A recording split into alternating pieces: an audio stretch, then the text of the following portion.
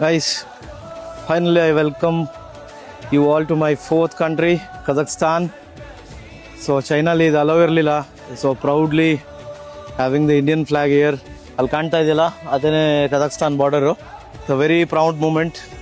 So individual ಆಗಿ solo ಜರ್ನಿಲಿ ಇಷ್ಟು ದೂರ ಬಂದಿರೋದು I am really very happy.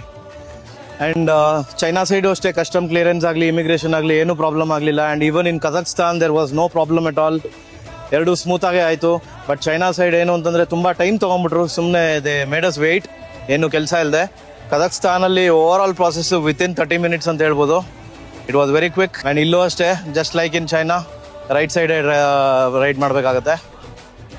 ಬೇರೆ ಏನು ಭಾಷೆ ಚೇಂಜ್ ಆಗುತ್ತೆ ಆ್ಯಂಡ್ ಇವನ್ ಜನ ಚೇಂಜು. ಇಲ್ಲಿ ಅಫಿಷಿಯಲ್ ಲ್ಯಾಂಗ್ವೇಜ್ ಬಂದು ಕಜಾಕ್.